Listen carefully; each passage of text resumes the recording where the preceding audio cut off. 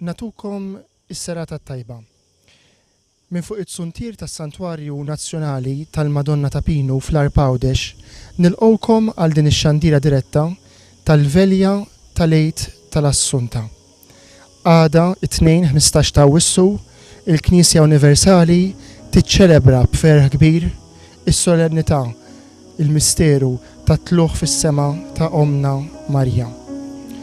Is-Santwarju ta' Pinu minn fejn il-Madonna tkellmet fl-1883 mill-kwadru Aziz li jiġbed leħ tant u tant devoti u pellegrini matul is-sena huwa dedikat propju lil dan il-mument fil-ħajja ta' Marija, il-laqa għal dejjem tagħha mal-mulej illi sar liben tagħha. U għalhekk il-lejla f'din il-velja aħna mal-Knisja kollha, il-Knisja tal-Vant u tal-Punent, iż-żewġ pulmuni tal-Knisja kif sejħilhom il-Papa Qaddiż Ġwanni Pawlu II, ninaqdu sabiex nisru, nistennew il-mument għażiż illi fih niċċelebraw it-tluħ fis-sema ta' Marija wara illi għal 3 ijiem il-ġisem tagħha straħ fil-qabar. Din il-velja, din is-sena, qiegħda tiġi ċċelebrata għal 25 sena konsekuttiva tagħha. Kien propju fl-1997 illi fuq xewqa tal-qaddejta Alla is-saċerdot Awċi Dun Mikiel Attard, din il-velja bdiet tiġi ċċelebrata bħala manifestazzjoni wirja esterna tal-fidi tagħna f'dan it-twemmin it-tluħ fis-sema ta' Omna Marija. Forsi laqqas hi koinċidenza illi ftit tal-jimilu propju fl-aħħar 4 mill-15 ta' preparazzjoni għal festa tal-Assunta, il-fdalijiet tal-ġisem ta' dan is-saċerdot b'fama ta' qdusija Dun Mikiel Attard inġabu hawnhekk fis-Santwarju ta' Pinu.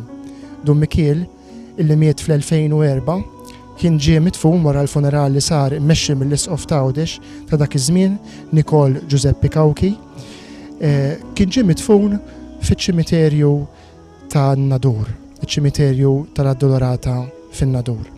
Imma dan l-aħħar id-djoċesi flimkien mal-postulazzjoni tal-kawża iddeċidiet illi l-fdalijiet tiegħu jinġabu hawnhekk f'Tapinu, propju f'waħda min-navi, in-nava tal-Lemin, inti u dieħel, qrib l-altar tal-Nunzjata. Fl-art hemm din l-irħama li għadkom kemm rajtu illi taħta hemm il-fdalijiet ta' dan is-saċerdot illi tant ħabb is-Santwarju ta' Pinu, illi ippromova id-devozzjoni fost l-Awċin il-Maltin lejn Omna Marija f'dan is-Santwarju tagħha. U illi propju hawnhekk xtaq 25 sen ilu illi tibda din il-velja. Velja illi bil-ħidma tar-retturi ta' dan is-santwarju, partikolarment ir-rettur attwali Dun Ġerard Buħaġar, għadha tiġi ċelebrata kull sena.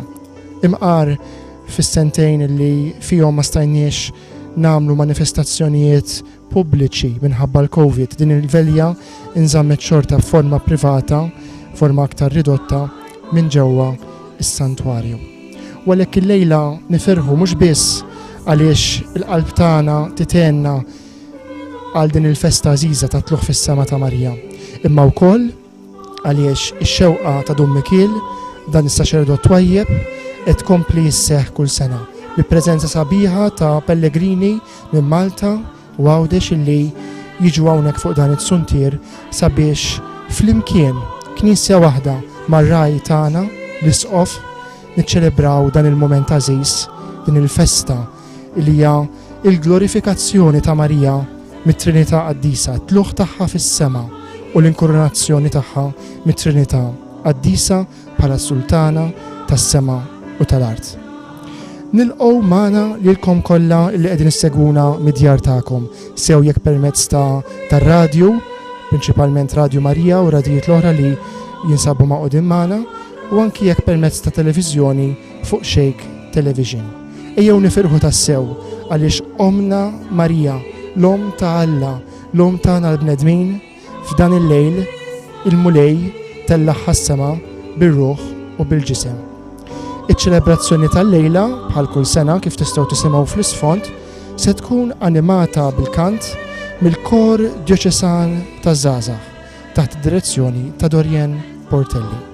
L-ewwel parti ta' din is-sara ta' din il-velja sejra titmexxa mill-isqof Kapuċċin Joseph Alessandro, illi fi frar ta' din is-sena irtira mitmexxija bħala isqof ta' Garissa fil-Kenja fejn ilu isqof koadjutur sa mill-2012 u isqof dioċesan ta' din id-dioċesi li tinsab fi din il-Kapuċċini Maltin mill-2015. It-tieni parti mbagħad ta' din is-sara ta' din il-velja sejra titmexxa mill-isqof dioċesan Anton Tewma, illi nistennew bil-ħerqa wkoll il-messaġġ tiegħu illejla għal din iċ-ċelebrazzjoni. Infakkar ukoll illi barra f'dan is-santwarju it-tluħ fis-Sema ta' Marija jiġi ċelebrat f'Għawdex fil-Katedral ta' Dioċesi iddedikat lilha. Insellmilkom nilqgħukom f'dan is-santwarju għażiż. Nixtieq ngħid kelma fil-bidu qabel nibdew ħalli imbagħad inżommu anke l-ispirtu ta' talb. Ma ġejniex biex niddevertu, imma ġejna biex infaħru lill-Alla. U għalhekk nitlob minnkom li tirrispondu b'vuċi għolja u meta hemm il-kant jew l-antifon li rridu ngħidu flimkien, ngħiduhom bil-qalb b'vuċi għolja. Fl-aħħar bħalissa minn ikkawndu bżonn xi ħadd bżonn il-qrar, ħadejn il-mużajċi hemm is-saċerdoti. U għalhekk tistgħu tmorru u tqerru għandhom biex imbagħad is-saċerdoti fil-bidu tal-quddiesa joħorġu proċessjonalment mal-isqof u nagħtu bidu għall-quddiesa. L-ewwel parti hija l-parti tas-sara. Xi punti prattiċi meta niġu anke fl-aħħar nitlob biex l-ewwel li joħorġu nagħtu ċans li joħorġu il-Pellegrini Maltin biex ma naħolqux konfużjoni ħalli anke huma jilħqu il-vapur tal-10:30. U għalhekk nitlob il-lawċin jistennew ftit imbagħad wara jitilqu il-Pellegrini Maltin nistgħu immorru lura aħna lejn djarna. Dawk il-karti li għandkom, dawk qegħdin tal-kant, kif ukoll hemm is-salmi biex tirrispondu minn fuqhom. Nitlobkom għenuna ftit tarmuhomx fl-art, jew ħuduhom magħkom, jew intom u ħerġin hawn il-kaxxi il-bins apposta u itfgħu il-karti fihom. Dan ma ninsewx li għada hija festa u rridu nħallu anke nadif għal dak kollha li jiġu u żuru s-santwarju għada filgħodu kmieni. Wara l-velja jibqa' għaddej lejl adorazzjoni u kun hawn quddiesa f'nofs il-lejl. Imbagħad għada filgħodu fil-5:30 jitlaq pellegrinaġġ bil-mixi fuq il-għolja Tammar fejn ukoll issejjer quddiesa u l-quddies fis-santwarju ikun f'dawn il-ħinijiet. Fis-6:15, 8:30, 10, 11:15 u oħra fil-5 ta' filgħaxija. Nixtieq infakkarkom li din hija il-25 velja li qegħdin niċċelebraw flimkien. Anke fi żmien il-Covid il-velja saret xorta bil-bibien magħluqin u kienet ixxandret minn fuq il-mezzi soċjali. Kien fl-1997 meta anzi qabel imma l-ewwel darba li saret hawnhekk fuq it-Suntier din kienet l-idea tal-qaddej Alla Dum Mikiel Attart. Li kif tafu propju nhar-l-erba' l-aħħar erba' ta' tħejjija għal din il-festa, il-fdalijiet tiegħu ġew issa qegħdin hawnhekk fis-santwarju li jew kien tant iħobb u kien iħobb isejjaħlu oażi ta' paċi. Ħanejdilkom biss l-iskop ta' din il-felja għaliex rieda Dum Mikiel u naħseb għadu attwali sal-lum. Niftakar kont għadni Ruma meta kien kitib li jistaqsini u kont semmejtlu b'velja li kont nattendi għalija ġewwa Santa Marija Maġġore. Imbagħad u ried li din issir barra u niftakar li kien qalli dawn il-preċiżi kelmiet. Jeħtieġ li jissir fuq barra sabiex inkunu xhieda u nuru li l-insara anke iż-żgħażagħ jafu jisru u jifirħu fl-imkien waqt li jfaħru lill-Alla fil-festa tal-Assunta. Mhuwiex veru li jeżistu biss id-diskoteki u x-xorb biex iż-żgħażagħ tagħna ikunu kuntenti. Għalhekk Dun Mikiel ried li din il-velja issir dejjem fuq barra biex aħna għalhekk inkunu xhieda. U għalhekk tajjeb li nuru din ix-xhieda tagħna, il-ferħ tagħna bil-kant tagħna u bis-sem tagħna. Grazzi.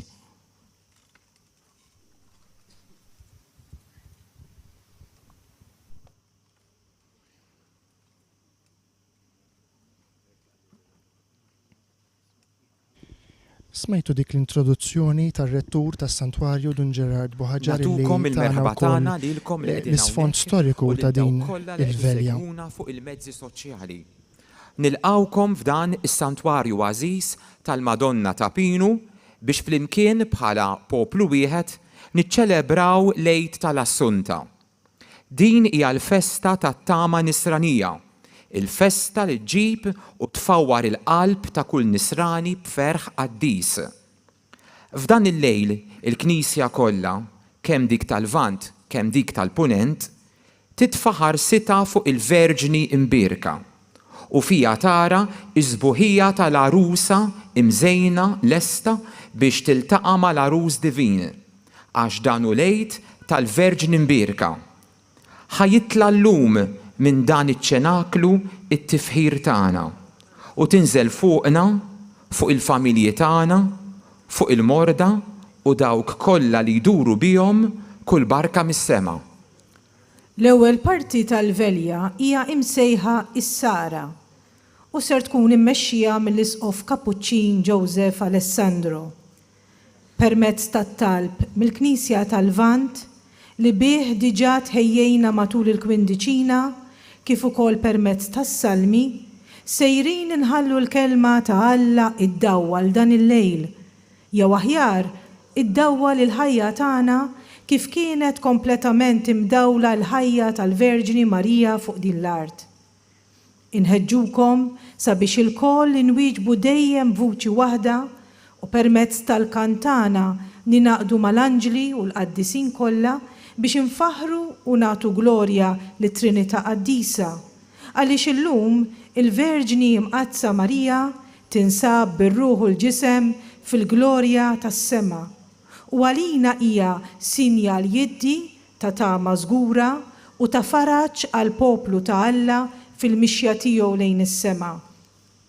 Kif qal ir-rettur infakrukom il ħdejn il-mużajċi hemm saċerdoti disponibbli biex jamministraw is-sagrament tal-qrar sa qabel tibda l-quddisa. Se nilqgħu fostna liċ-ċelebrant bil-kant tal-innu f'riġlejn il-Madonna ta' Pinu, talba miktuba mit-trappista Awċi Fra George Grech. F'din is-sena li qed infakru wkoll il-100 anniversarju mill-mewt ta' Carmine Grima, ix-xebba li semet il-leħen ta' Omna Marija mill-kwadru tal-Assunta meqjum f'dan is-santwarju. Il-kant tal-lejla ser ikun animat mill-kor djoċesan taż-żgħażagħ taħt id-direzzjoni ta' Dorien Portelli. Inqumu bil-wieqfa u inkantaw. Flimkien mal-kor djoċesan taż-żgħażagħ ejjew ninaqdu f'talba ma' dan l-innu oriġinali li kiteb dan l-aħħar it-trappista Awċi Fra George Grech f'riġlejn il-Madonna ta' Pinu.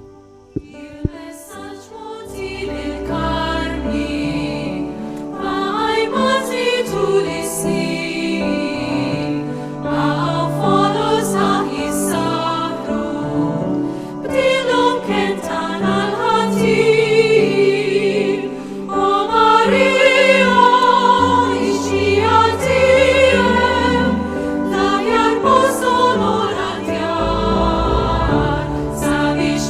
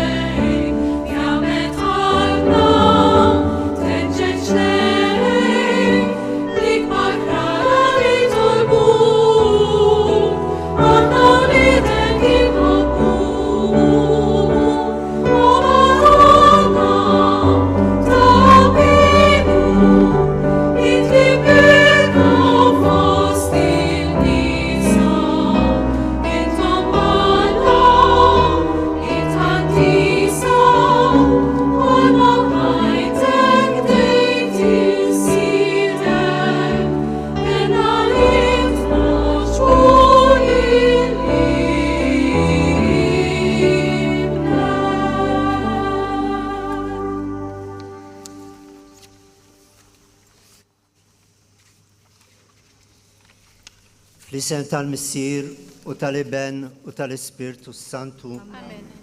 Il-paċi ta' Kristu rxoxt l-lum tella fis-sema l-lomna il-Verġni Marija imtella itella l-qlubkom u tibqa' magħkom il-koll. Ħuti f'dan il-lejl ta' festa ninaqdu mal-Knisja kollha u b'fidi sħiħa fil-misteru tal-qawmien nistqarru dak li tkanta l-liturġija Biżantina. Il-qabar u l-mewt ma rebħux fuq l-om ta' Alla li qatt ma tieqaf tidħol għalina u tressaq talbna. Dak li tnisser f'ġu verġni ittella għal-ħajja lill-om il-ħajja. Nitlob mela ferq qaddis u nfaħru lil Kristu, bidu u kawża tal-qawmien tagħna li llum tella ħdejh lill-om safja u trasfigura fid-daw glorjuż tiegħu ġbija ħajja tal-Knisja futura. Noqogħdu bil-qiegħda. Il-ħajja tan-Nisrani hija waħda ta' stennija għas-Salvatur. Nistennewk sa ma tiġi fil-glorja. Il-Verġni Marija tallimna nisru u tistedinna biex bħala nożżu f'qalbna l-kelma ta' bina, għax fih qalbna tistrieħ. Għal dan is-salm inwieġmu permezz tal-antifona, tul dan il-lejl aħna nisru o Alla, bl-imsiebaħ fidejna u libsa l-bis tal-festa nistennewk tiġi u bekk ifeċċ il-jum. Ħarisni o Alla, għax fik jien nistkenn. Jiena qed il-mulej, insidi, m'għandix ġid ieħor ħliefek. Tul dan il-lejl aħna nisru o Alla, bl-imsiebaħ fidejna u libsa l-bis il-festa nistennewk tiġi u bekk ifeċċ il-jum. Mulej, inti s-sem tal-wirt u r-risq tiegħi. Inti żżomm fidejk xortija, il-kejl ta' niqart li taxxaq, messni sem tas-sew għal-qalbi. Tul dan il-lejl aħna nisru o Alla, bl-imsiebaħ fidejna u libsa l-bis il-festa nistennewk tiġi u bekk ifeċċ il-jum. Inżomm il-mulej dejjem qudiemi, għax bih flaminti qatt ma nitħarrek, hekk tifraħ qalbi u titenna ruħi u ġismi wkoll jistrieħ fil-kwiet. Tul dan il-lejl aħna nisru o Alla, bl-imsiebaħ fidejna u libsa l-bis il-festa nistennewk tiġi u bekk ifeċċ il-jum. Għax int ma titlaqnix fl-imwiet, ma tħallix il-maħbub tiegħek jara l-qabar, int tallimni it-triq tal-ħajja, hemm il-milja tal-ferħ quddiemek, hemm laxqa għal dejjem fl-emintek. Tul dan il-lejl aħna nisru o Alla, bl-imsiebaħ fidejna u libsa l-bis il-festa nistennewk tiġi u bekk ifeċċ il-jum. Glorja lill-Missier u lill-Iben u lill-Ispirtu Santu. Kif kemm il-bidu, issa u dejjem u jibqa' dejjem ta' dejjem. Amen. Għalkemm il-kodba apokrifi mhumiex kodba evanġeliċi u ma humiex meqjusa bħala kitbiet imnebħa mill-Ispirtu Santu, huma xogħlijiet tal-ewwel żminijiet tal-Knisja u jagħtuna rakkonti li ma nsibux fil-Vanġelu, fosthom it-twelid tal-Verġni Marija, kif ukoll l-aħħar mumenti ta' ħajjitha fuq din l-art. Fir-rakkont li ser nisimgħu issa, insibu l-aħħar innu ta' tifħir tal-Verġni Marija lil Kristu bina, innu li juri is-sentimenti ta' gratitudni ta' Omna Marija lejn is-Salvatur tad-dinja. Mill-kidba apokrifa. Infaħrek għaliex inti tbierek lil kulħadd. Ibierek l-amara glorjuża tiegħek. Inbierkek għaliex inti tagħti d-dawl u ġejt tagħmar f'ġufi. Inbierek l-opri kollha ta' jdejk li jobduk f'kollox. Ibierkek għaliex inti tbierek lilna. Inbierek il-kliem ta' fommok kliem li jagħti l-ħajja u ġie moti lilna. Int kont wetni li meta ħajti tkun waslet fl-aħħar, tiġbor ma' ġenbi l-apostli tiegħek. Hawn huma u jiena ninsab f'nofshom bħal Dilja Ammiela kif dejjem kont miegħek. Inbirkek b'kull barka. Iva, għandek wed oħra, kont tajli li meta noħroġ minn ġismi jien narak.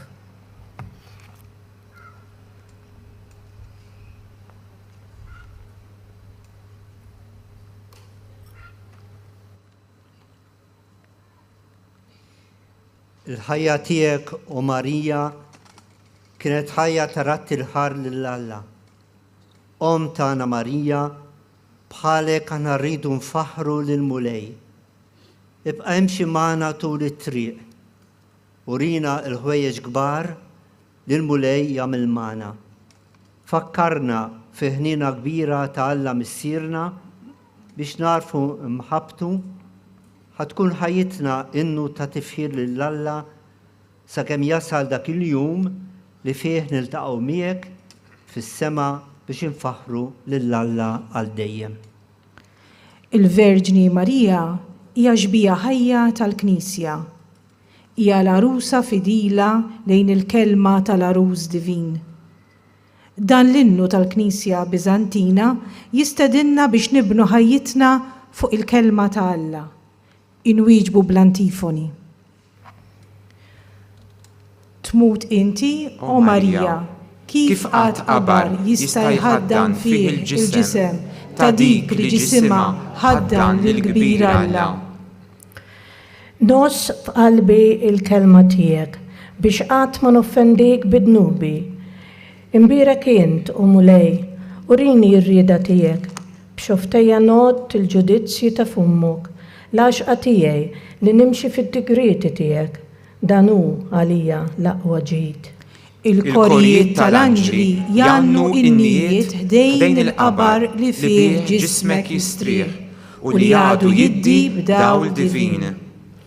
Irrid naħseb fuq il-kmandamenti tiegħek, irrid inħares triqatek. Il-ferħ tiegħi huwa li nagħmel ir-rieda tiegħek.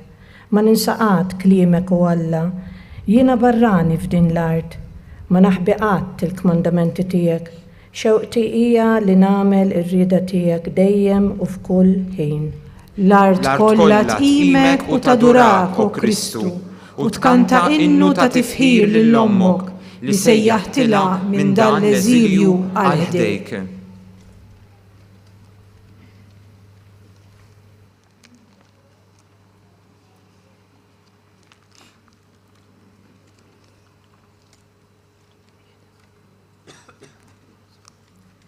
Nitolmu.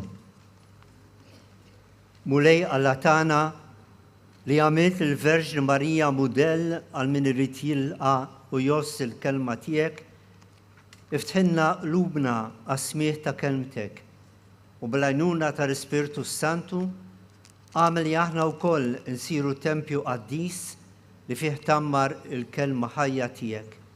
Int li inti s-salvazzjoni tagħna. Amen. Amen.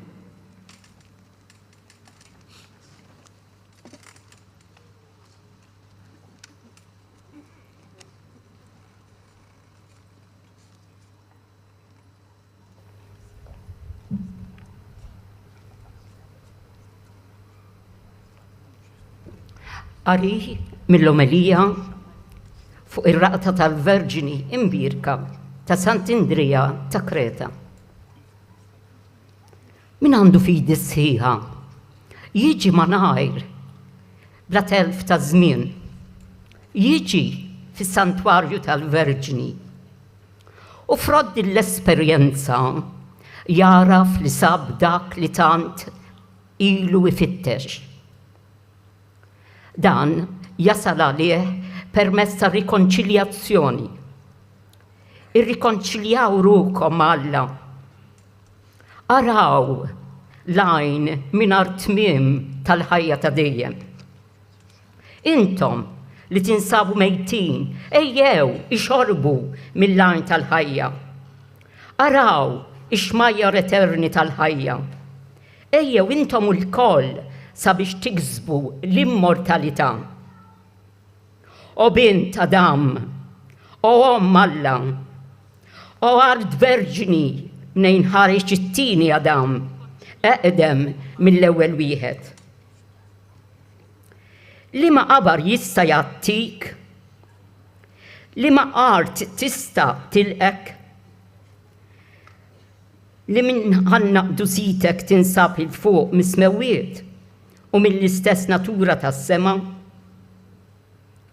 li ma ngwent, li ma fwieħa għal-ġisem tiegħek, dak il-ġisem immakulat, mimli, tjubija, maħfra, għajn ta' kull perċezzjoni u mingħajr ebda taħsir li minnu ġejja d-divinità, fejn hemm il-perfezzjoni li permezz tagħha ġejja is-salvazzjoni. Infatti inti tassew sabiħa u ebda teba m'hemm fik. Bliema xoftejn ser niċċelebraw il-ħruġ tiegħek mid-dinja? Bliema leħen u bliema kliem ser infaħru l-kobor tiegħek? Infatti kull il-sien jigglorifikak, kollu gratitudni il-bniedem isejjaħlek Omm tal-ħajja. Il-qabar ma jistax jilqek, dak li ħassar ma jistax idallam il-ġisem ta' Reġina. Mela mur fil-paċi, ħalli dil-lamara tiegħek tad-dinja sabiex twassal għand il-mulej in-natura maħluqa, dik in-natura li inti tagħmel parti minnha. Tant li diġà sa minn meta kont fost il-bnedmin, int kellek parti żgħira mill-art tagħna. Iżda issa minn meta ħallejt l-art, id-dinja kollha tħares lejk bħala l-akbar ġieħ tagħha. Idħol fil-glorja tal-għaġeb, fid-dawl etern, fejn tassew hemm il-vera ħajja u s-saltna tad-dawl. Taxxaq biż-żbuħija ta' ibnek.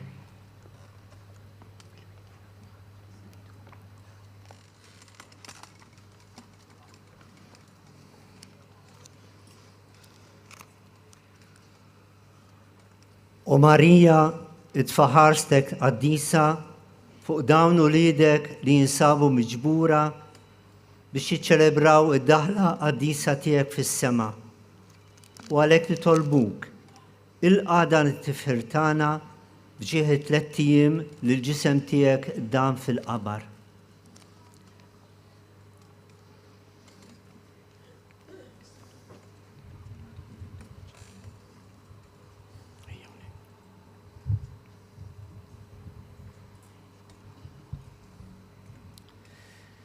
Sniem għalik Marija bil-grazzja mimlija il-mulej miegħek, imbierka inti fost in-nisa, u mbierek il-frott tal-ġuf tiegħek Ġesu. Qaddisa Marija Omm Alla, itlob għalina mit-tinbin, issa u fis-sija tal-mewt tagħna. Amen. Sniem għalik Marija bil-grazzja mimlija il-mulej miegħek, imbierka inti fost in-nisa, imbierek il-frott tal-ġuf tiegħek Ġesu. Qaddisa Marija Omm Alla, itlob għalina mit-tinbin, issa u fis-sija tal-mewt tagħna. Amen. Sniem għalik Marija bil-grazzja mimlija il-mulej miegħek, imbierka inti fost in-nisa, imbierek il-frott tal-ġuf tiegħek Ġesu. Qaddisa Marija Omm Alla, itlob għalina mit-tinbin, issa u fis-sija tal-mewt tagħna. Amen. Madonna ta' Pinu, Sultana tal-Familja, ħarstek fuqna dejjem żomm. U b'dawk it-tliet Ave Marijiet li l-Madonna ta' Fissa talbet nisa biex nitolbu l-kappella tagħha f'dan is-santwarju, nagħlqu l-ewwel parti ta' din iċ-ċelebrazzjoni is-sara li fiha tlabna b'siltiet sbieħ mis-Santi Padri, mill-missijiet tal-Knisja, anke mill-Knisja tal-Lvant, flimkien ma' salmi. Din il-parti kienet immexxija mill-Isqof Kapuċċin Joe Alessandro. Issa l-kor ikanta xi strofi mill-innu li kien ġie kompost apposta għas-Sena Marjana tal-2019 fl-okkażjoni tal-400 anniversarju minn meta tbitter il-kwadru.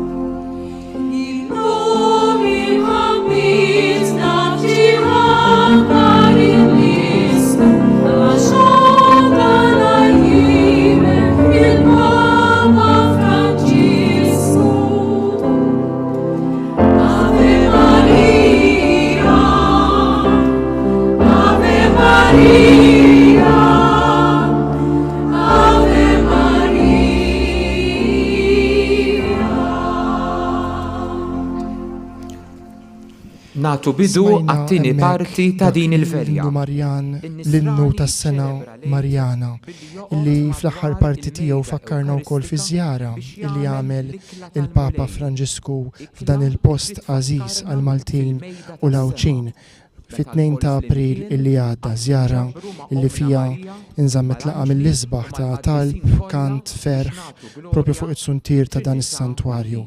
U minn hawnhekk il-Papa Franġisku stedinna sabiex bħal omna Marija nkunu wkoll aħna li nwasslu bil-ferħ l-aħbar tal-Vanġelu, nkunu evanġelizzaturi ferħana.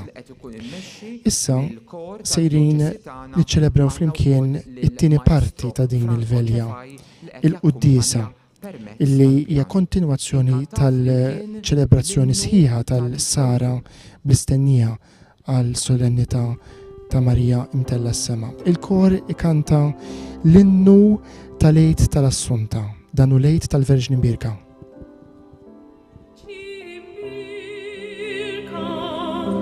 Tila bil-ġisem fil-glorja ta' smewit, bidu glorius, għal-Knisja tal-futur, lejbilja fis-sazna tal-ħollim, danu lejt tal-Verġni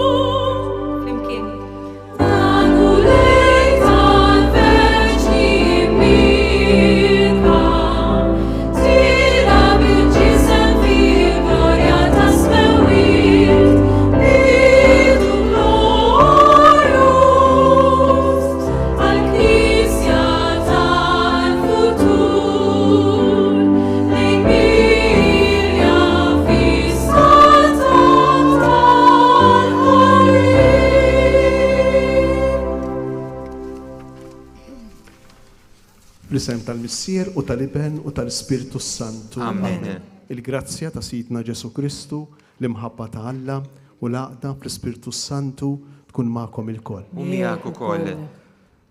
Fissem il-Mulej Ġesu, nilqakom il-koll f'dan il-post f'din id-dar tal-om. Allura hija d-dar ta' kull wieħed u kull waħda minna. Għax aħna l-uliet. Il-koll kemm aħna nħossuna mill-qowejn, aħna l-isfijiet, unikaw l-isqof ġo Alessandro ħdejja, is-saċerdoti ta' dioċesi, kif ukoll il-koll kemm aħna inħossuna mill-qowejn minn din l-om li bdirajja miftuħa l-lejla trid terġa' tgħidilna li tħobbna. Biex nitħejjew tajjeb ħalli niċċelebraw kif jixraq din l-Ewkaristija, ejja narfu ħtijietna u nitolbu lil mulej ikollu ħnina minna.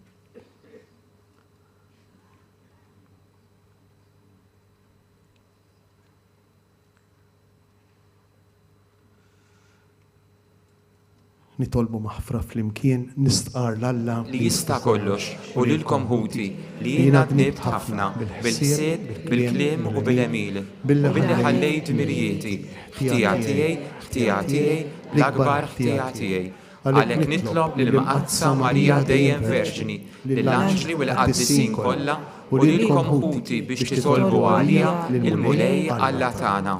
Iħenna lina Alla li jista' kollox jaħfrilna tnubitna u jwassalna għal ħajja ta' dejjem. Amen.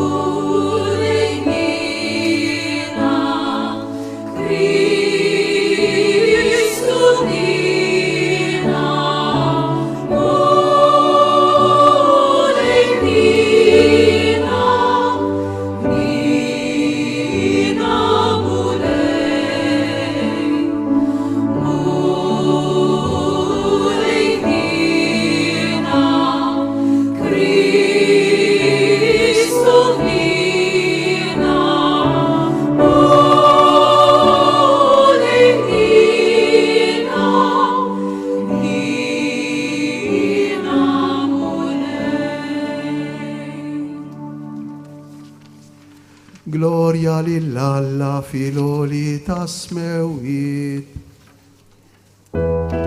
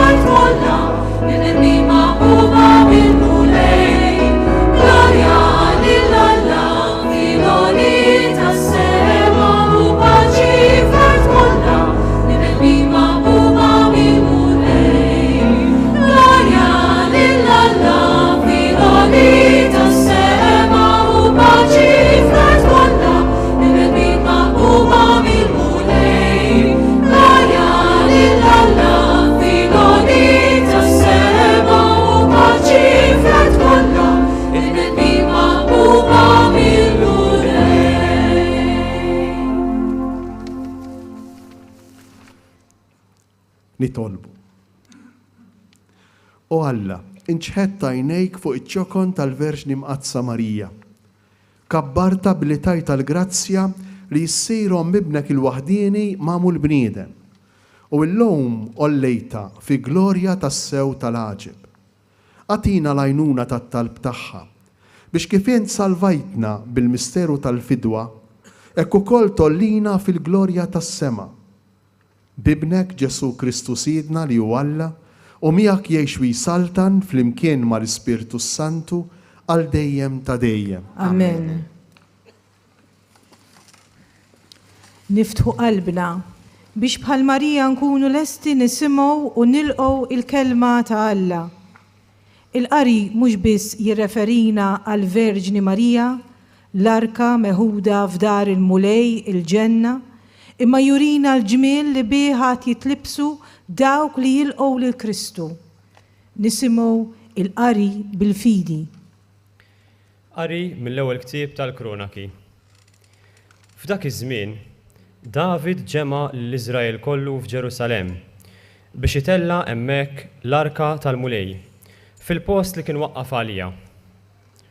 U laqqa flimkien l-uliet Aaron u l-Leviti. Kienu dawn li ġarrew l-arka ta' Alla u refewa fuq spallejhom bil-lasti, kif kien ordna Mosè fuq il-kelma tal-mulej. David qal il-kapijiet tal-Leviti biex iqabdu uħud mit-tribu tagħhom u jqegħduhom bħala qannejja bl-istrumenti tad-daq, arpi, ċetri, ċnieċel biex isemmu għana u daq li jferraħ. Ġibu l-arka ta' Alla u qegħduha f'nofs it-tinda li kien waqfilha David. U offrew quddiem Alla sagrifiċċji tal-ħruq u sagrifiċċji ta' slim. Meta temm joffri s-sagrifiċċji tal-ħruq u s-sagrifiċċji ta' slim, David birek il-poplu b'isem il-mulej. Il-kelma tal-mulej. Irroddu ħajr lill-Alla. Inwieġbu għal dan il-qari billi flimkien mas-salmista inkantaw ir-ritornell bi kliem il-Verġni Marija.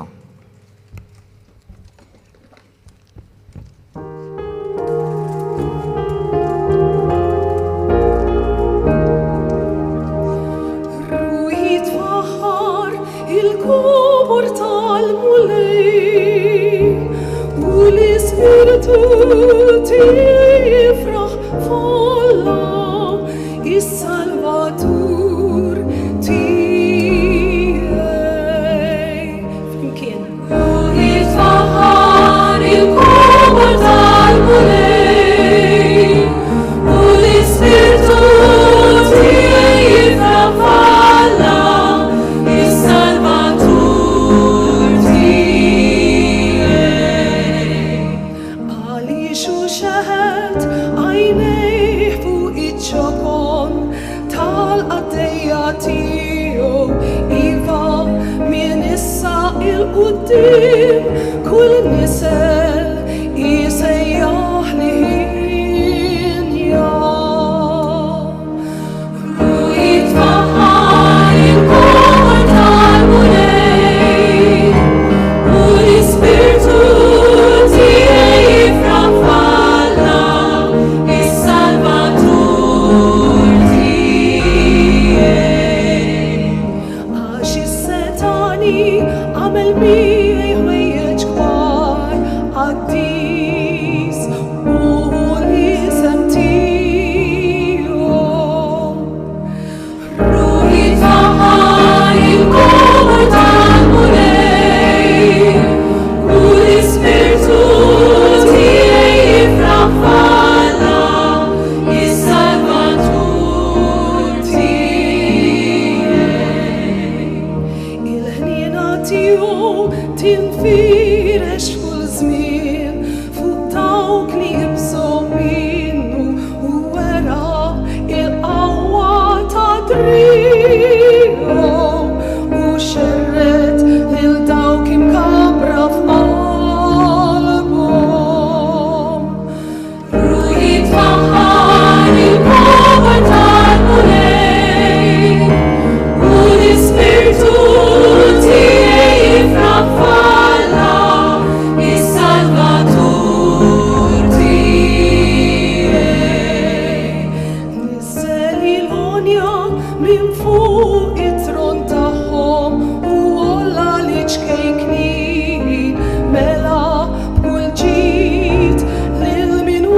il-ġuħ u l-onja batom il-barra bxejn. Ruħi tfaħħar il-komor tal-mulejn u l-ispirtu tiegħi jifraħ f'Alla is-Salvatur tiegħi. Ħaħsib Iżrael għaddejtiju għax ftakar fil-ħniena tiegħu bħalma wieħed lill-Abram u l-nisju għal dejjem. Ruħi tfaħħar il-komor tal-mulejn u l-ispirtu tiegħi jifraħ f'Alla is-Salvatur tiegħi.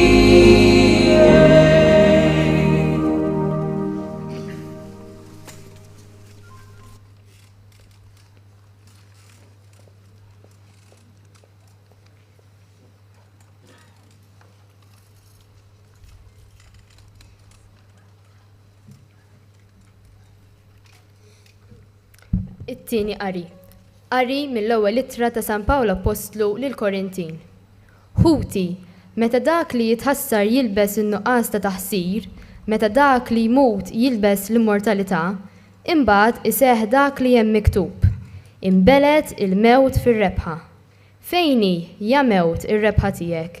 Fejni ja mewt in-nigiża tiegħek? In-nigiża tal-mewt hi dnub. Il-qawwa ta' dnub hi l-liġi. Niżżuħaj lill-Alla li tagħna r-rebħa permezz ta' Ġesu Kristu. Il-kelma tal-mulej. Irroddu ħaj lill-Alla. Alla ma jaħdimx kif jaħsibha l-bniedem. Ix-xebba verġni issirhom. U dan seta' jseħħ għaliex Marija emnet il-kelma tiegħu u għalhekk iħinja. Inqumu bil-wieqfa biex inkantaw bil-ferħ l-Alleluja waqt li jgħaddi minn qudiemna il-ktieb tal-Evanġelju. Imbaxxu l-kol rasna b'sinjal li aħna lesti li nilqgħu l-bxara tajba li l-lejla ser titħabrilna.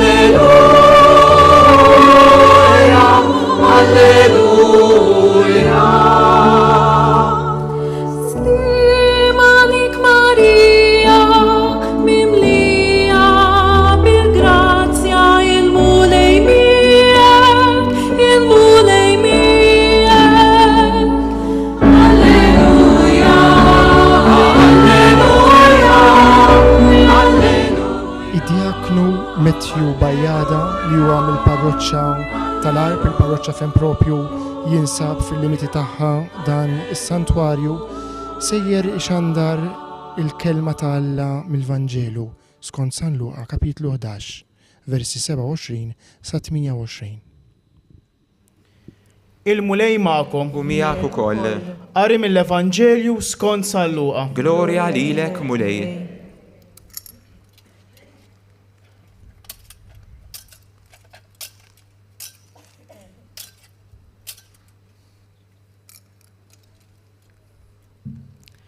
F'dak iż-żmien, waqt li Ġesu kien qiegħed ikellem lin-nies, kien hemm waħda mara li refet leħinha minn qalb il-folla u qaltlu: Ħini il-ġuf li ġiebek u s-sider li jirdajt.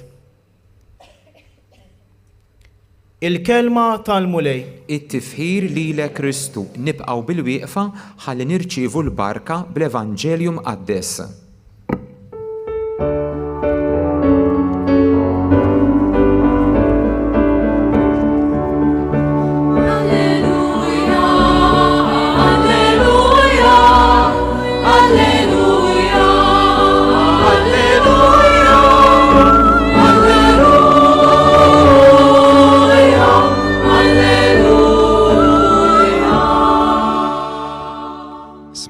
dak ix-xandir tal-Vanġelu.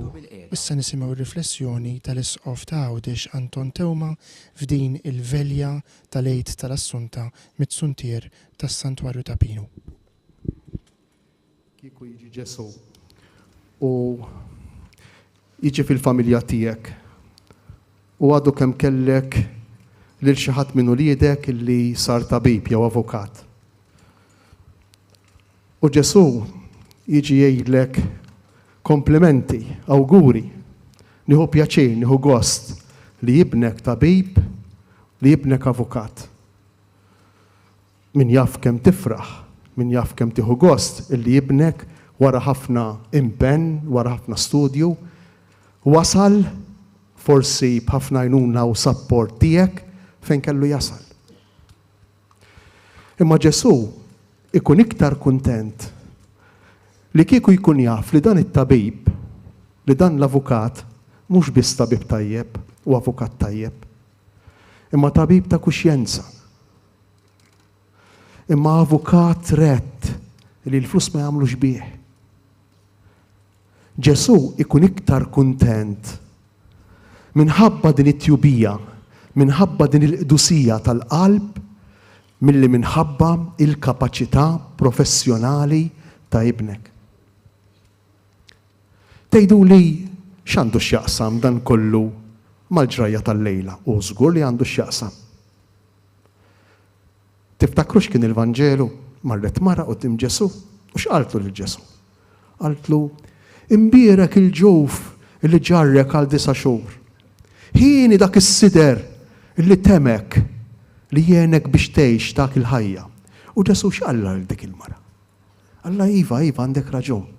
Għalli ma jien ngħidlek isimgħuha li iktar ħini min jisma' l-kelma talla u jagħmilha ipoġġiha fil-prattika. Ġesu mhux qiegħed ibaxxi jew inaqqas lill-ommu meta lil din il-mara qalilha ħini iktar minn dik il-mara, minn dik il-persuna illi li ġarritni għal 9 xhur. Ħini iktar minn dik il-persuna li sqietni minn sidera. Dak li jisma' l-kelma tal-Alla u jagħmilha ma kienx qiegħed ibaxxi lill-ommu għaliex. Għax jekk immorru iktar il-qudiem fil-Vanġelu ta' Salluqa, l-istess Vanġelu minn fejn rajna llejla din is-silta, insibu illi Marija kienet dik illi mhux biss semet il-kelma ta' Alla permezz tal-Anġlu, imma qaltlu jkun minni skont kelmtek, wettqitha f'ħajjitha. U allura mhux tant importanti min taħ il-ħajja lil Ġesu, mhux tant importanti min temew lil Ġesu, imma iktar importanti Marija hija importanti għaliex semet il-kelma u poġġita fil-prattika. Bħal dik l-om li għandha tkun iktar kuntenta li bina u avukat ta' kuxjenza, li bina u tabib tajjeb iva imma mimli bimħabba u karità u ġenerożità lejn dawk li huma batuti. Aktar kuntenta minħabba dawn il-karatteristiċi kristjani milli kuntenta minħabba l-expertise, minħabba l-professjonalità ta' bina jew ta' binta. Għalfejn qegħdin ngħidu dan kollu?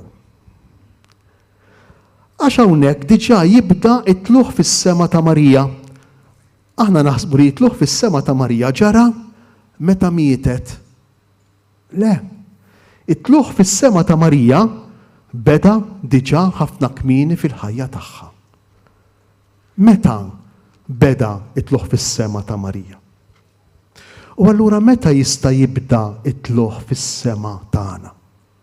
Jekk aħna qegħdin hawn il-lejla, kollha kemm aħna żgur għax ġo fina għandna xewqa tas-sema. Għandna xewqa għal din l-om, b'xi mod nixtiequ nixbħuha. Imma kif nistgħu mill-lum nibdew din it-tela tagħna lejn is-sema? Ħanħarsu ftit lejn il-ħajja ta' Marija. Fil-qosor. Marija, kif jgħidilna l-Vanġelu ta' Salluqa, feċċet li tagħmel ir-rieda tal-missier. Mhux tant dak li fett li laj, dak li ridet hi. Tant feċċet li tagħmel ir-rieda tal-missier li lil Giuseppe żewġa ħasditu. Dejn ħarġet ilha mingħajr Giuseppe biss lanqas kien jaf. Imma Marija flok li tgerfxet u imbarmet fil-problemi ta' relazzjoni, fid-diffikultajiet li setet qalet sitwazzjoni bħal dejn, sitwazzjonijiet li anki aħna ngħaddu minnhom, x'irnexxiela tagħmel Marija. Marija rat is-sitwazzjoni tagħha, femet li dak kollu li kien qiegħed jiġri kien bil-qawwa ta' Alla. U flok li baqgħet tirraġuna b'moħħha u bl-emozzjonijiet tagħha, flok li baqgħet tirraġuna biss bis-sensazzjonijiet tal-bnedmejn umani kif jiġrilna aħna meta insibu ruħna f'xi problema, telet ftit il-fuq Marija u staqsitu qalet imma Alla kif iħares lejha din is-sitwazzjoni. U Marija bdiet tiela s-sema. Iktar, il-Vanġelu jgħidilna li għal tliet darbiet Marija toqgħod taħseb bejna u bejn ruħha fuq dak li kien qiegħed jiġri, fuq dak li kienet tara, fuq dak li kienet tisma'. Meta? L-ewwel fit-twelid ta' Ġesu. Marija għadet taħseb bejna u bejn ruħha fuq dak li qalu r-rajja jgħidilna l-Vanġelu. X'jiġifieri taħseb bejna u bejn ruħha? Mhux tħammem u tinkwieta għax ma tafx se tiħxieqol lil Ġesu, għax issa problema kif se tagħmel biex tmur lura lejn Nazaret, għax ma kellix post deċenti fejn tilqa' lin-nies illi marru jaraw li l-bina li għadu qed jitwielet, mhux dawk kienu l-problemi ta' Marija. Taħseb bejna u bejn ruħha kienet qed tipprova Marija taqgħad dik il-ġrajja li kienet qed tiġrila, dak li kien qiegħed jiġri lilha dak il-ħin u lil Ġuseppe u lil Ġesu, taqgħdu mal-kelma ta' Alla, mal-kliem ta' Alla. Simballejn il-verb Grieg użat għal 3 darbiet. Taqgħad flimkien, tpoġġi flimkien l-esperjenza tal-ħajja mal-kelma ta' Alla. Dak li kien qiegħed jiġrila ma dak li jixtieq Alla. U l-istess għamlet meta Xmun fit-tempju jgħidilha li sejf ta' dulura tinfdilha qalba. Għadet taħseb fuq dan kollu. L-istess tagħmel meta ta' 12 sena Ġesu jintilef fit-tempju ta' Ġerusalem. Għadet taħseb fuq dan kollu. Ma kienx sempliċiment tissaħna jew l-inkwiet li ġarbet għax tilfet lil bina le, kienet ħafna iktar minn hekk. Kienet tipprova taqra u tara kull esperjenza bl-għajnuna tal-kelma t'Alla. U dan mhux diġà tloħ fis-sema. Mhux diġà qiegħda titla' s-sema. San Ġwan fil-Vanġelu jgħidilna kienet wieqfa taħt is-salib ta' Ġesu. Wieqfa mhux inkisra disprata, bla saħħa, depressa, le. Wieqfa jgħidilna San Ġwan, wieqfa. X'jiġifieri wieqfa? Mimlija bit-tama. Il-laħwax biċċa xogħol dik, waqt li bina qiegħed imut, dik it-traġedja kollha kulħadd kontra tiegħu u wieqfa minn fejn ġibita dejn. Bil-qawwa tal-Ispirtu ta' Alla illi bih kienet mimlija, bil-kelma ta' Alla li kontinwament Marija kienet tisma' u li bil-mod il-mod dejn ħejjitilha triq biex mal-mewt mhux tinżel l-isfel fil-qabar imma titla' l-fuq. U hekk se jiġri lil kull wieħed u lil kull waħda minna. Imma dan il-ferħ kbir ta' tluħ ta' Marija fis-sema, din l-assunzjoni hija festa u ferħ li aħna nistgħu nġarbu kontinwament. Nispiċċa b'eżempju minn natura. U l-kol kemm intom ħatifmuni. Jien naħseb li ħafna minnkom għandkom qasrija d-dar. Min m'għandux qasrija, min ma jħobbx il-qsari, għax forsi mhux kapaċi jieħu ħsiebhom. ħallihom imutu. Iħares fit il-barra mit-tieqa u jara l-ħaxix ħażin. X'jagħmel il-ħaxix ħażin? X'tagħmel il-qasrija? Interessanti ta'. It-trab li hemm fil-qasrija x'jiġrilu biż-żmien? It-trab huwa ħajja u mejjed. It-trab huwa ħajja u mejjed. Mejjed. Mhux hekk? It-trab huwa inanimat, mejjed. Imma dak it-trab jagħti l-ħajja lill-qasrija u dak it-trab isir dik il-pjanta. Il-pjanta tieħu l-ħajja minn xiex? Minn dawk il-minerali li għalina huma bla ħajja. Hekk jew le? Hekk jew le? U l-annimali, x'jagħmlu l-annimali? Jieklu l-pjanta. U dik il-pjanta x'issir? Issir parti minn xiex? Mill-annimal. Allura l-ħajja tal-pjanta x'tagħmel? Tola, tintrefa, titla l-fuq u ssir ħajja ta' annimal. Issa hawnhekk ma rridx li ninfixlu għax hawn min ma jħobbux il-laħam tal-annimali, mhux hekk? Imma min iħobbu min ma jħobbux.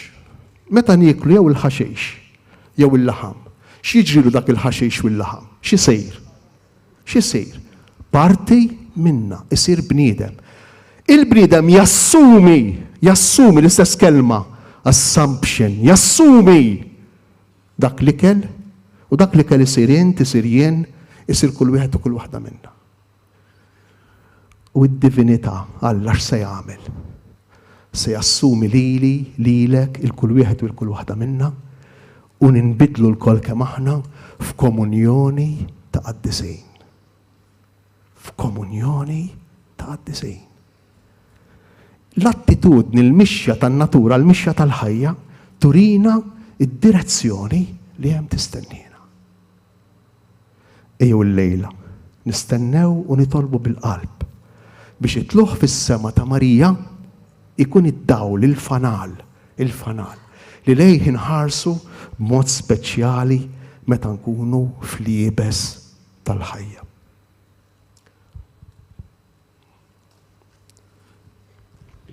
Ir-riflessjoni tal-isqof ta' Għawdex Anton Tewma l-omelija waqt din il-qudiesa tal-Lejt tal-Velja tal-Lejt tal-Assunta.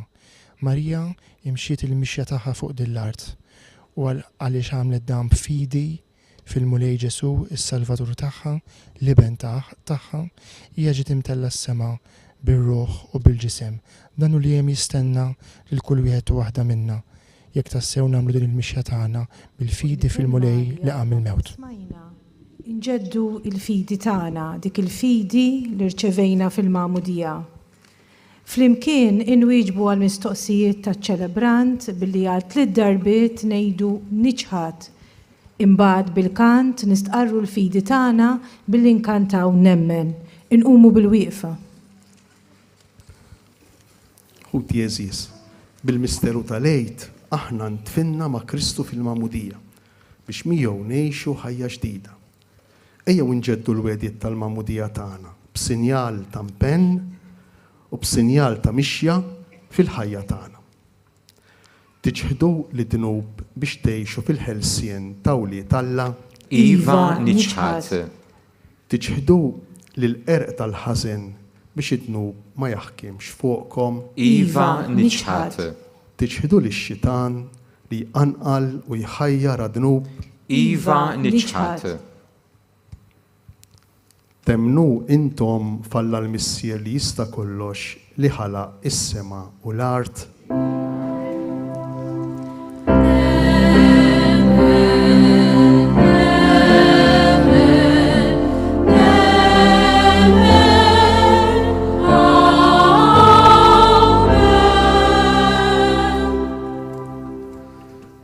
Ġesu Kristu, ibnu l-waħdini u s-sidna li twilet minn Marija Verġni bata miet tifnuħ għam minn bejn l-imwiet u qiegħed fil-lemin tal-missier.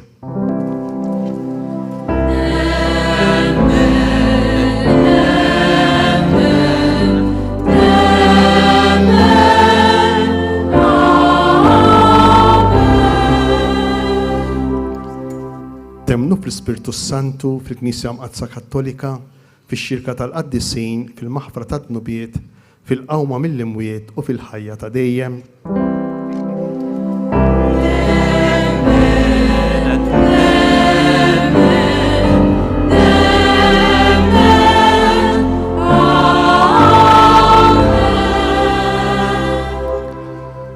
U Alla li jista' kollox missier Sidna Ġesu Kristu li nissilna mill-ġdejt bl-ilma u l-Ispirtu Santu u tagħna wkoll il-maħfra ta' tnubitna iħarisna bil-grazzja tiegħu f'Ġesu Kristu Sidna għal ħajja ta' dejjem. Amen.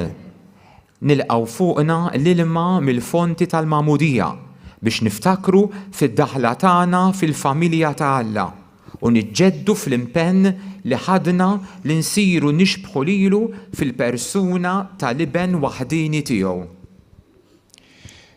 Kif smajna fil-Vanġelu llum dik is-silta qasira minn San Luqa fejn dik il-mara qamet minn qalb il-folla u lil Ġesu qaltlu ħin il-ġuf li ġibek u s-sider li rdajt. It-tweġiba ta' Ġesu hija li aktar ħinja dawk li jisimgħu il-kelma ta' Alla u jagħmluha. U Marija kienet tassew l-ewwel waħda illi semet bil-qalb il-kelma ta' Alla u għamlitha fil-ħajja tagħha. L-iva tagħha fit-tħabbira tal-Anġlu kienet l-ewwel minn bosta iva oħra illi qalet lil mulej tul ħajjitha sa taħt is-salib imma wkoll fid-difna fil-mewt u d-difna tagħha u fit-tluħ tagħha fis-sema. Marija għalhekk ta' bilħaq tista' tissejjaħ l-ewwel dixxieplu ta' bina il-mulej. Aħna mistednin nagħmlu dan l-istess pass. Aħna irċivejna l-Magħmudija fil-bidu tal-ħajja nisranija tagħna, imma huwa meħtieġ huwa mitlub minna illi bħal Marija ta' kuljum quddiem l-istediniet quddiem is-sejħat tal-mulej intennu l-iva tagħna. L-ilma imraxxax fuq il-ġema ifakkar f'dan kollu il-konferma tal-iva tagħna lill-mulej li tajna l-ewwel darba jew taw f'isimna fil-Magħmudija. Nagħmlu s-talbit tagħna. Biha ma' Kristu għal dejjem. Fiduċja kbira fl-imħabba tal-missier ejjew nresqu it-talbit tagħna. Verb divin, inta żilt lill-Verġin Marija biex tagħmar fija bħala farka li ma titħassarx. Ħares il-Knisja tiegħek minn kull tħassir tad-dinja. Kun magħna biex bħal Marija nibnu ħajjitna u l-familji tagħna fuq il-kelma tiegħek nitolbu. Isma'na nitolbuk mulej. Prinċep tas-Sliem, iqaf mal-Papa Franġisku, mal-Isqof Anton u l-isfijiet l-oħra tagħna u mas-saċerdoti kollha. Imlihom bl-erf qaddis u bil-qawwa tiegħek sabiex kunu tassew għallima u għaddejja tal-poplu tiegħek nitolbu. Isma'na nitolbuk mulej. Sultan ta' qlubna, inta għadek is-sejjaħ biex nagħmlu esperjenza vera tal-imħabba tiegħek. Żejjen il-Knisja tagħna biż-żgħażagħ qalbina li ma jibżgħux iwieġbu għas-sejħa tiegħek nitolbu. Isma'na nitolbuk mulej. Feddej tal-bnedmin, minn fuq is-salib intajtna lil ommok biex tkun omna. Ħadd tkun din omna qrib is-sodda ta' ħudna l-morda biex tfarraġhom u tgħinhom jaqdu d-batija tagħhom ma' tiegħek. U hekk is-salib ikun mezz tas-salvazzjoni u triq lejn is-sema pajjiżna. Nitolbu. Isma'na nitolbuk mulej. Mulej Ġesu, minn dan is-santwarju għażiż tommok Marija, birek u qaddes il-familji sabiex din l-om tas-sema tkun għalina ta' gwida tul il-mixja tal-fidi tagħna. Ħalli niġġeddu fik u nikbru fl-imħabba lejn xulxin. Nitolbu. Isma'na nitolbuk mulej. Mulej Ġesu Kristu, sejt is-sema u l-art. Int qed lill-Verġni Marija Sultana fil-lemin tiegħek. Għamel li jkun jissoqilna nissieħbu magħha fil-glorja. Inti li tgħix wis-saltan għal dejjem ta' dejjem. Amen. Issa serresqu fuq l-altar tas-sagrifiċċju il-ħobs u l-imbit, frott tal-art u xogħol il-bniedem li se jinbidlu għalina fil-ġisem u d-dem tal-feddej. Magħhom nofru ix-xogħol u fuq kollox id-batija u l-inkwiet tagħna, il-ferħ u t-tama tagħna, il-familji tagħna.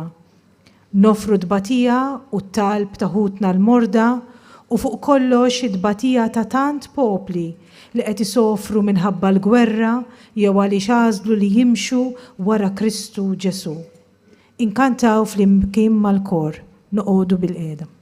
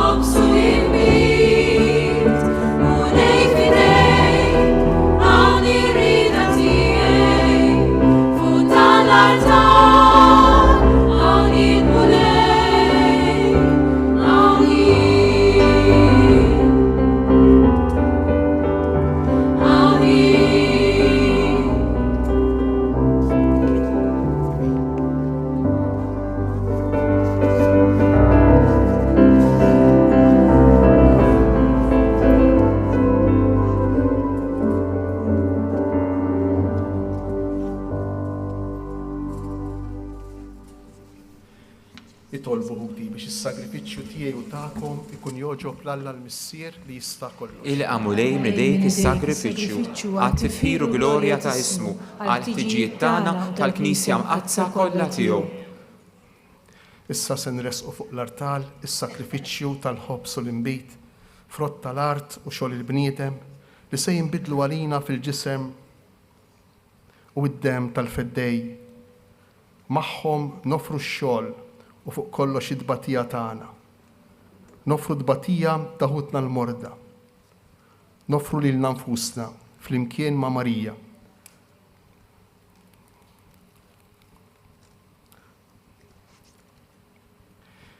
Atina bl-interċessjoni tagħha il-maħfra ta' dnubitna u għamel li nroddulek ħajra l dejjem bi Kristu Sidna. Amen. Il-mulej ma'kom. Miegħek ukoll. Nerfgħu qlubna l-fuq. Nerfgħuhom lejn il-mulej. Nizzu ħajr lill-mulej Alla tagħna. Hekk sewwa u xieraq. Sewwa u xieraq tas-sew mulej missier qaddis, Alla ta' dejjem li tista' kollox. Tajjeb u taġejta għalina li dejjem u kullimkien nroddulek ħajr bi Kristu Sidna. Għax illum il-verġni jom Alla ġiet imtella fis-sema bħala bidu u xbija tal-Knisja tiegħek fil-milja kollha li għad tidher fiha. U bekk hi saret ġbija ta' tama sħiħa u ta' faraġġ għall poplu tiegħek fil-mixja tiegħu fuq l-art. Għax int kif kien xieraq ħlist mit-taħsir tal-qabar lil dik li b'mod tal-għaġeb tat lid-dinja bħala bniedem, l-awtur ta' kull ħajja, Ġesu Kristu Sidna. Għalhekk nissieħbu mal-qtajja tal-anġli u b'ferħ kbir infaħruk u inkantawlek.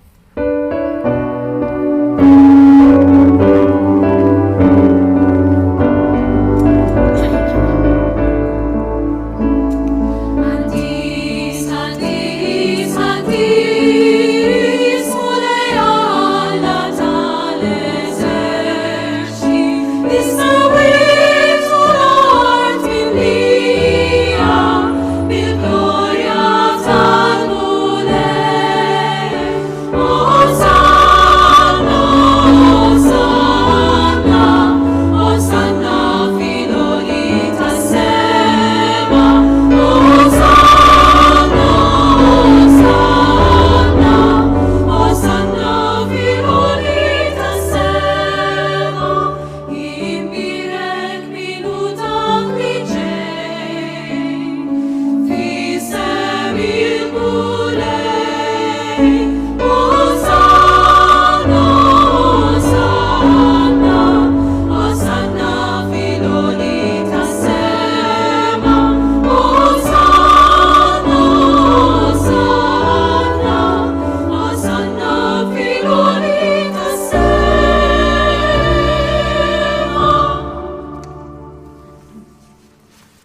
Qaddis tas-sew int mulej, inti lajn ta' kull qdusija.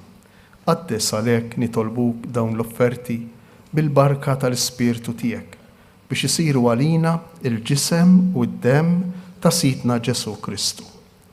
Li meta kien sejjinata biex minn rajħibati ħaj il-ħobs, ratti l-ħajr, qasam tal id-disċipli tiegħu u qal: ħudu u kulu il-kol minn dan, għax dan huwa ġismi li jingħata għalikom.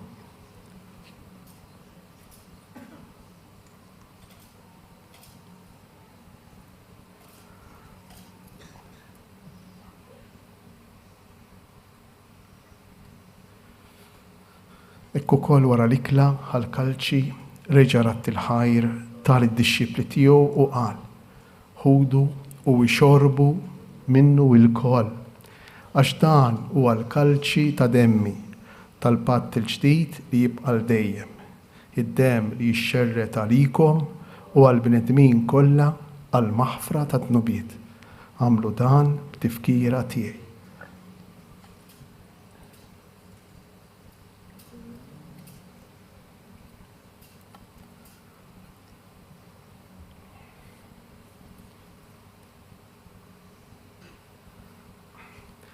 Danu il-misteru tal-fidi. Inħabru l-mewt tiegħek mulej, inxandru bil-fel għaw minn tiegħek, nistennewk sa ma tiġi fil-glorja. Għalhekk aħna nagħmlu dan b'tifkira tal-mewt u l-qawmien ta' Sidna Ġesu Kristu, nofrulek mulej il-ħobs tal-ħajja u l-kalċi tas-salvazzjoni.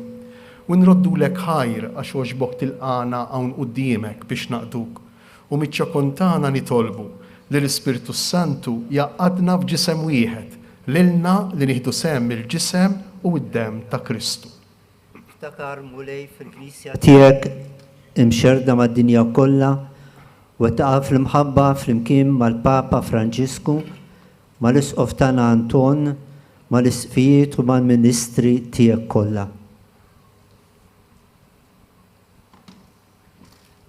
Ftakar ukoll fħutna li raqdu bit-tama tal-qawmien. Ftakar fil-mejtin kollha. Daħħalhom quddiemek fid-dawl tas-seb tiegħek. Ħen għalina l-kol nitolbuk. Għati lilna wkoll il-wirt tal-ħajja ta' dejjem flimkien mal-Verġni Mqazza Alla Marija, ma' raġel ġus tagħha San Ġusepp, mal-Apostlu u l-Qaddisin kollha li jgħixu fil-ħbiberija tiegħek sa mill-bidu tad-dinja. Għamel li magħhom infaħruk u nsebħuk Ġesu Kristu ibnek.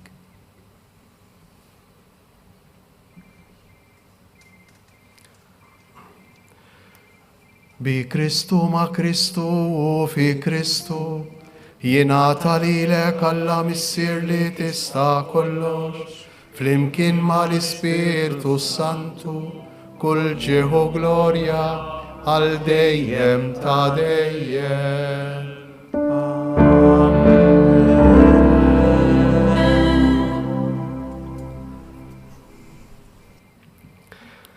Memx mod isbaħ u aħjar kif nitelgħu il-fuq milli l-istess iben ta' Marija, l-istess Ġesu, l-istess Alla magħmul bniedem jiġi fina nirċevuh. Memx moment isbaħ u għola u aqwa minn dan li fih nistgħu nħossuna verament diġà minn issa merfowejn imtellejn fis-sema. Ejju nduru lejn il-Missier tagħna u flimkien nitolbu. Missierna inti fis-sewiet, jitqaddes l-isem tiegħek, jitqaddes l-isem tiegħek, tiġi saltratek, ikun dak li trid inti, ikun dak li trid inti. Fis-sema lek taf l-art, obsna ta' kuljum, għatina l-lum.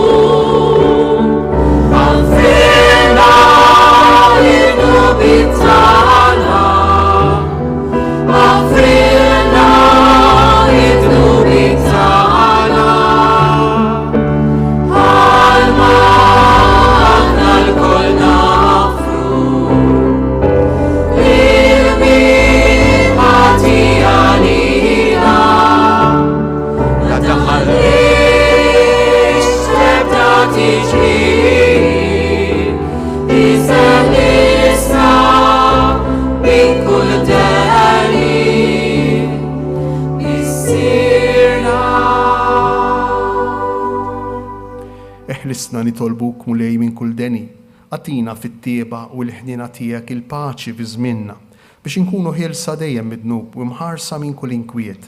Aħna u nistennew u nittamaw lejna u l-miġja tas-Salvatur tagħna Ġesu Kristu. Għax tiegħek hija s-saltna, il-qawwa u l-glorja għal dejjem. Mulej Ġesu Kristu li qed lill-apostli tiegħek inħallilkom isliem natikom isliem tiegħi. Tħarix lejn dnubietna, iżda ħares lejn il-fidi tal-Knisja tiegħek. Għatija sliem u laqda li jien trid fija, int li tgħix wis-saltan għal dejjem ta' dejjem. Amen. Il-paċi tal-mulej tkun dejjem magħkom. U miegħek ukoll. Għatu l-paċi lil xulxin.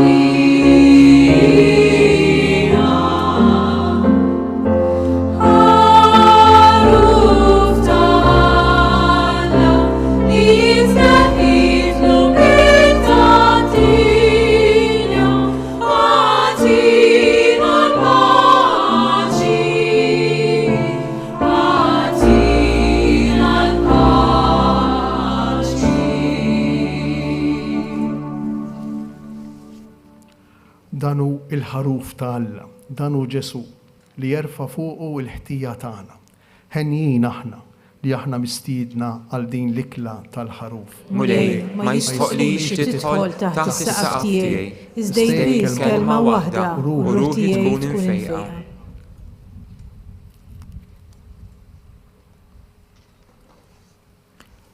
Il-qawmien mill-imwiet jindika kondizzjoni ġdida tal-bniedem, dik definittiva għal dejjem. Ġesu għalilna li min jikol ġismu u jixrob demmu ikollu il-ħajja ta' dejjem u iqajmu mill-imwiet. Ġesu iżomma l-kelma tiegħu u diġà qed isir dan il-proċess. Ejjew nilqgħu lil Ġesu bil-ferħ, nożżuh f'qalbna u nroddulu ħajr, għax is-setani qed jagħmel magħna ħwejjeġ kbar. Nitolbukom biex tibqgħu f'postkom sakemm is-saċerdot jiġi qrib tagħkom. Omna Marija kellha l-privileġġ illi għal 9 xhur sħaħ iġġorr lill-liben ta' Alla magħmul bniedem lil Ġesu fil-ġuf tagħha, il-misteru kbir tal-inkarnazzjoni.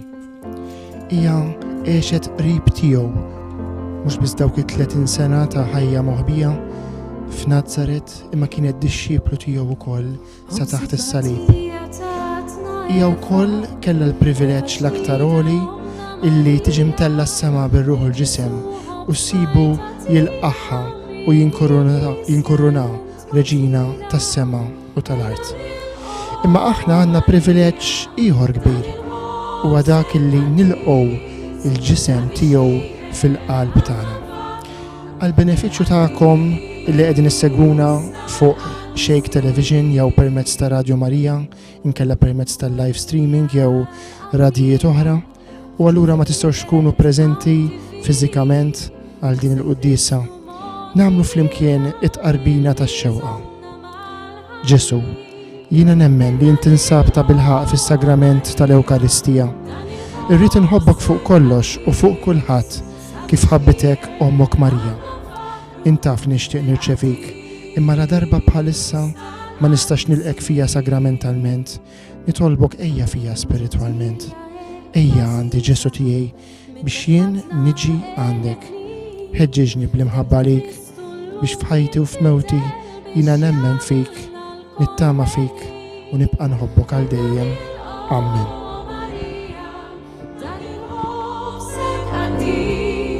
Sabiex miegħek aħna faħru lil-qaddis tal-qaddisin.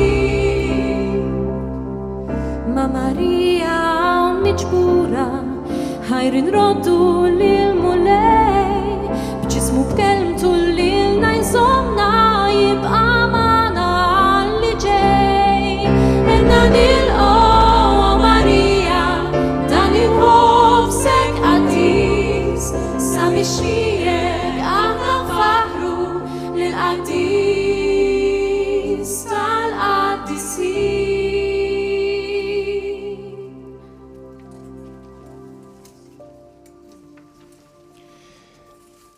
Smajna li l-kor Dioċesan ta' Żgħażagħ taħt id-direzzjoni ta' Dorien Portelli u fuq il-pjanu il-Maestro Franco Cefaj li kanta din it-talba sabiħa Dilja Aziza. Tlabna lil Omna Marija biex tenna bl-istess ħeġġa, bl-istess fidi, bl-istess tama u mħabba tagħha tenna nilqgħu lil-bina Ġesu.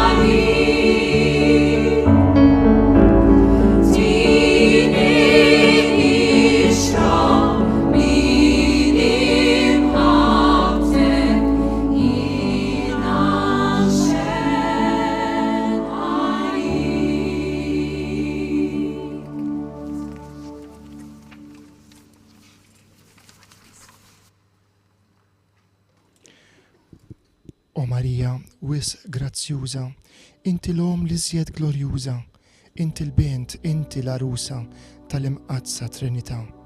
Mela lilek, o Marija, aħna nagħtu kull foħrija sakemm miegħek imenija ingawduk fl-eternità. Mal-Knisja kollha illum nifirħu u nfaħru lil din il-bint glorjuża tat-Trinità Qaddisa illi l-mulej fil-kobor immens tiegħu oġbu jatija il-grazzja singolari illi tiġi mollija s-sema bil-ruħ u bil-ġisem. Ma setax jagħmel binqas għal din l-om għaddisa tiegħu, għal din il-maħbuba tiegħu.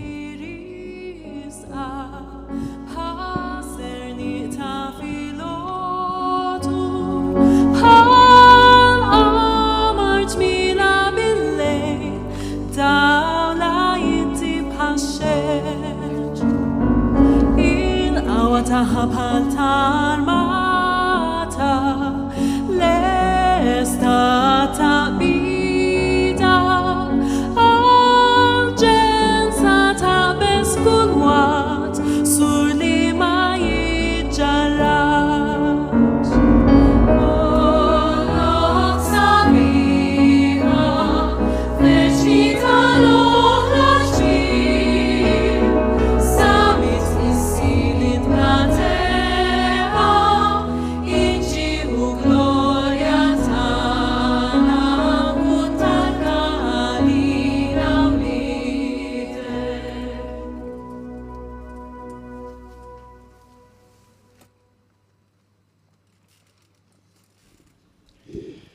Kollok kemm int sabiħa, o Marija, illum nannulek mal-Knisja kollha, int li mnisla minn arteba, int li mollija, li mtella is-sema bir-ruħ u l-ġisem fil-glorja tat-Trinità Qaddisa. Int l-om ta' Alla, l-om tagħna, Sultana tal-familja, Madonna ta' Pinu, ħarstek fuqna dejjem żomm. Dan is-suntir li l-lejla sar santwarju ieħor ħaj, manifestazzjoni quddiem id-dinja illi l-imħabba tagħna lejn Marija hija bla tarf, hija l-om ta' dawn il-gżejjer tagħna. Issa li ħadna sem mill-mejda tas-sema, nitolbuk mulejja Alla tagħna biex għat-tiba tiegħek neħilsu minn kull den li jeddidna, aħna li nagħtu ġieħ lill-om qaddisa ta' Alla mtella s-sema. Bi Kristu sidna. Amen. B'din il-velja qed jiġu fit-tmiem tagħhom iċ-ċelebrazzjonijiet biex ifakru l-100 sena mill-mewt ta' Carmine Grima. Ix-xewqa tagħna kienet li noħolqu xi monument ħaj li jibqa' jfakkar dan l-anniversarju. Għalhekk ġie deċiż li noffru 25 forn lill-missjonarju Awċi Dun Anton Grek biex jagħtihom lil 25 familja fil-Gwatemala. Minħabba li din is-sena Dun Anton qed jiċċelebra wkoll il-25 sena mill-ordinazzjoni saċerdotali tiegħu. Grazzi għal ġenerożità kbira tagħkom, bi pjaċir kbir ngħidulkom li s-somma li nġabret kienet ta' 12,500 euro. Dan ifisser li Dun Anton issa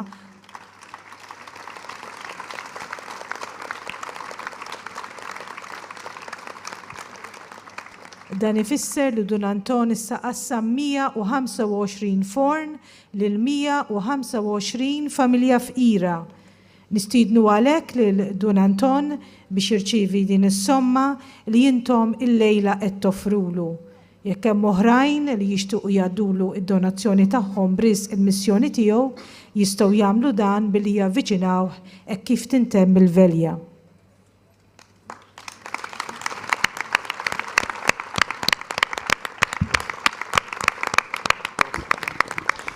Dun Anton Grek, missjonarju fil-Gwatemala, jilqa' din id-donazzjoni ġeneruża mis-Santwarju ta' Pino. Oqgħodu bil-qiegħda ħalli nisimgħu l-kelma ta' Dun Anton. Qed jagħlaq 25 sena saċerdot dis-sena.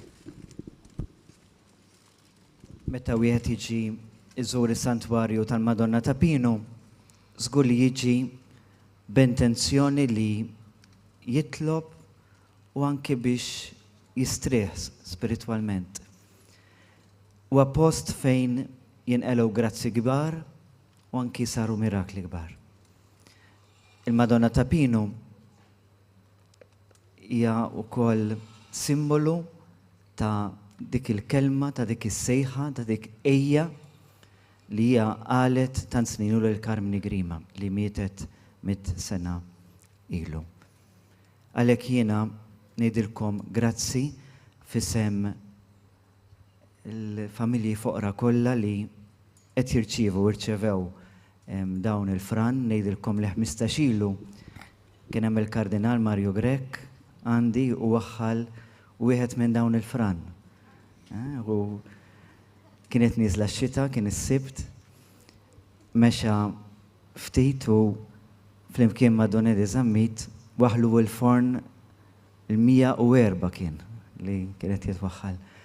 U vera ħadd gost ura li dik lejja li Marja qalet il-Karmni Grima qalita lilu wkoll u qed tgħidha lilna li qed nagħmlu xi ħaġa żgħira imma lil Madonna ta' Pino tkompli taqla dawk il-grazzi, dawk il-mirakli. Fisem il-foqra kollha jien ukoll ngħidilkom grazzi. Don Anton Grech, missjonarju fil-Gwatemala għal dawn l-aħħar 25 sena ilu fil-missjoni minn kemm ilu li ġie ordnat saċerdot. Turi ngħid grazzi kbira lil Don Gerard li ħassieb jorganizza il-velja tal-lejla. Grazzi l-Isqof ġew Alessandro, grazzi lil sħabi s-saċerdoti li qegħdin hawnhekk il-lejla. Grazzi lilkom il-koll li oġobkom tiġu titolbu. Mill-qalbi nawguralkom festa sabiħa, festa tada, mhux biss forsi bidritt li niddevertu jew li tmorru fil-festa l-Awċejn, il-Rabat, il-Katedral, il-Maltin, fid-diversi festi li għandkom. Imma fuq kollox festa tal-qalb, festa li timlina bil-fer. Grazzi wkoll lil-kor li anima u lit-tekniċi kollha li ħadu ħsieb biex iċ-ċelebrazzjoni timxi kif għandha timxi. Ħalluni nirringrazzja fl-aħħar lil ħafna volontieri li jgħinu lil Don Gerard biex ikun jista' jorganizza dawn iċ-ċelebrazzjonijiet sbieħ. Grazzi mill-qalb il kulħadd.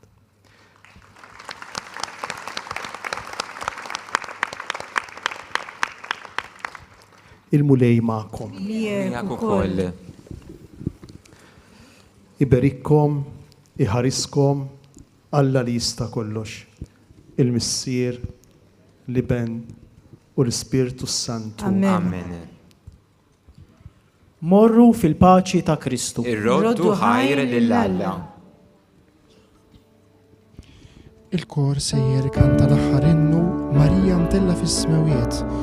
Parti minn dawn l-innijiet, xi wħud minn dawn l-innijiet saru mill-grupp tal-ġim ta' talb Madonna ta' Pino li kien waqqaf Don Michele Attard u Don Anton Grech meta kien għadu żagħżugħ seminarista kien ukoll kiteb u kompona xi wħud minn dawn l-innijiet li għadhom jitkantaw sal-lum mill-kor Djoċesan taż-Żgħażagħ. Għalhekk flimkien mal-kor ejjew inkantaw Marija imtella fis-smawiet ġmielek bħaż-żerniq.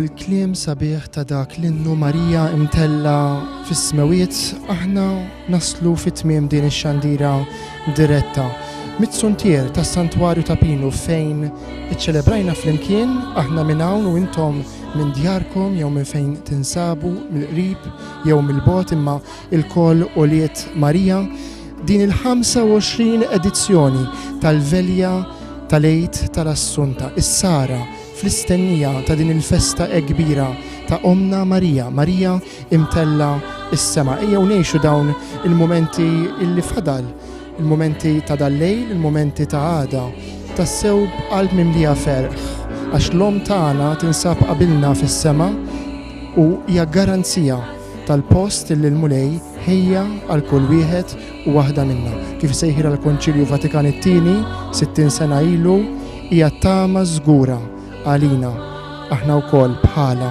għad inkunu f'dan il-post il-ġenna. Infakrukom illi għada fil-ħodu, fid-9 ta' fil-ħodu, fuq dawn il-mezzi soċjali ta' Djoċesi ta' Għawdex, tiġi imxandra il-konċelebrazzjoni pontifikali immexxija mill-Isqof ta' Għawdex Anton Tewma nar Santa Marija mill-Katedral tal-Assunta fil-Belt Victoria. Insegwu dan il-moment għażiż illi fih il-Knisja kollha, imma l-Knisja b'mod partikolari f'Għawdex tiċċelebra t-titular tas-sede tal-Isqof il-Katedral ta' Għawdex. Aħna mill-pija ma tfadlilna xejn li nirringrazzjawkom illi segwejtuna. Infakrukom ukoll kif semmejt aktar kmieni illi f'dan is-santwarju għażiż illi fih jew aħjar qudiemu 25 sen ilu bdiet tiġi ċċelebrata din il-velja, issa jinsab mitfun, jinsabu miżmuma il-fdalijiet tal-qaddej Talla Dun Mikiel Attart, is-saċerdot minn Nadur Għawdex illi 25 sen ilu ħareġ b'din l-idea sabiħa illi aħna għadna niċċelebraw kull sena illi tiġi ċċelebrata il-velja tal-Għid tal-Assunta kif smajna r-rettur jekkwota u xtaq illi tkun xhieda esterna tal-fidi l-imħabba tagħna lejn Omna Marija illi kienet fiċ-ċentru tal-ispiritwalità tiegħu.